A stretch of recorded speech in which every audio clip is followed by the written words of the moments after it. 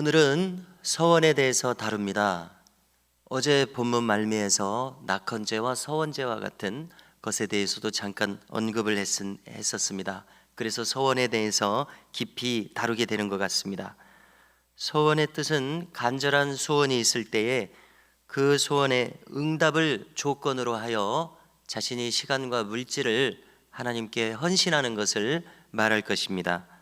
한편 서약 혹은 맹세란 기도응답을 조건으로 내걸지 않고 시간이나 물질을 헌신할 것을 약속하는 내용일 것입니다. 서원에 대해서는 성경에서 한나의 기도가 떠오릅니다. 한나는 아들을 주시게 되면은 나실인으로 바치겠다는 서원을 했습니다. 그녀는 절실하게 아들을 낳을 것을 소원했습니다. 그리고 그 아들을 낳고자 하는 그녀의 소원은 표현하기를 한 맺힌 소원이다, 이렇게 말할 수 있을 것입니다. 소실이었던 이 브닌나의 조롱을 받고 핍박을 받은 것을 통해서 그녀가 자식이 없는 것이 한이 맺힐 정도가 되었습니다. 그래서 그 한이 풀려야지만은 살 수 있는 한나였습니다. 그리하여 서원 기도에 이르게 됩니다. 급기야 아들을 주시게 되면은 그 아들을 나실인 제사장으로 바치겠다는 서원을 하기에 이릅니다. 이처럼 서원은 절박한 기도의 소원이 있을 때, 그것이 반드시 이루어지기를 원하는 마음이 있을 때 물질과 시간을 하나님께 어떻게 드릴 것인가, 이것을 약속하는 것을 서원 기도라고 합니다. 하지만 우리가 성경에서 조금 그릇된 서원의 예도 찾을 수 있습니다. 그것은 사사시대의 사사 입다의 경우입니다.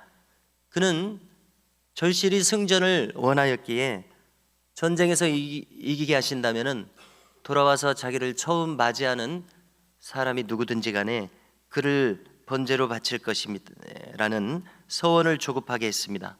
그런데 딸이 그를 맞으러 나오는 것입니다. 그래서 그 서원을 이행하는 그러한 비극을 겪었습니다. 이처럼 함부로 서원하는 것은, 서원의 내용을 맹세하는 것은, 약속하는 것은 바람직하지 않겠습니다. 2절에서 서원의 주의사항이 있습니다.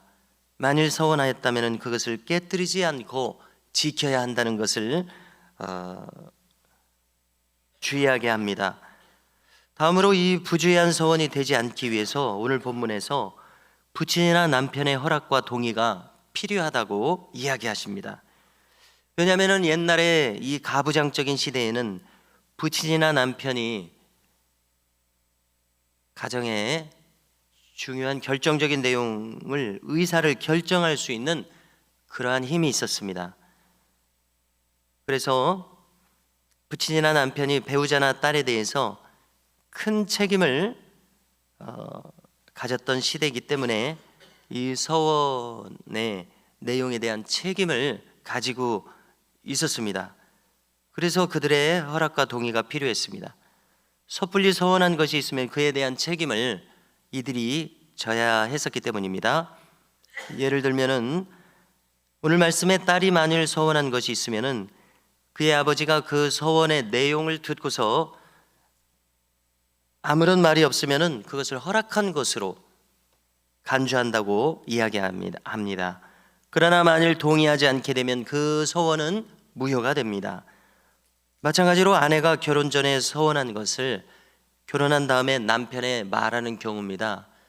물질이나 시간을 주로 서원하게 되기 때문에 그것이 이제 남편의 동의가 필요합니다. 그래서 남편이 그 결혼 전에 했던 서원의 내용을 듣고서도 아무 말이 없으면은 동의한 것으로 간주하는 것입니다. 그러나 남편이 나는 그것을 허락할 수 없다, 이렇게 동의하지 않으면은 그 서원은 무효가 된다는 것을 밝히고 있습니다. 그렇지만은 과부나 이혼한 여자는 이제 남편의 구속을 받지 않습니다. 그러므로 본인이 결정할 수 있습니다. 그래서 이 경우의 서원은 취소할 수 없다고 이야기합니다. 자신이 그것을 지켜야 할 책임이 있습니다. 다시 한번 한나의 서원을 생각해 봅니다. 그녀의 그 한과 절실한 마음이 사무엘을 낳게 했습니다.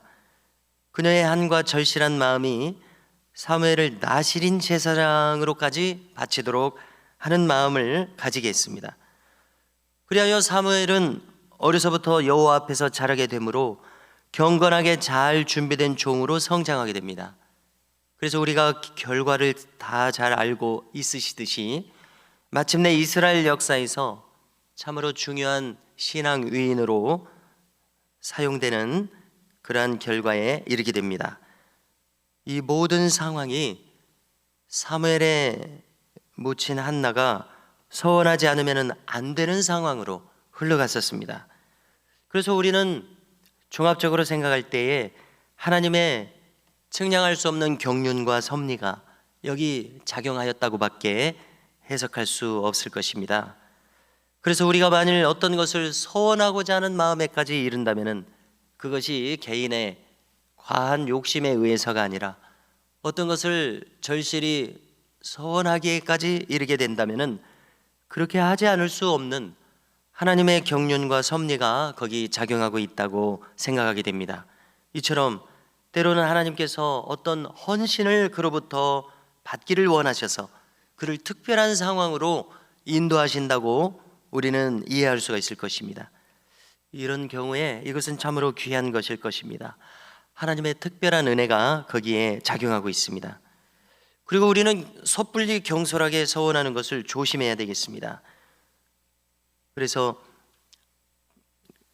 그렇지만 그럼에도 불구하고 정말 어떤 경우는 서원을 하면서까지도 간절한 소원이 일어나는 경우도 있을 것입니다. 이처럼 우리 인간은 소원을 하지 않으면 안 될 만큼 나약합니다. 스스로는 어떤 헌신도 할 수 없는 연약한 부분이 있습니다.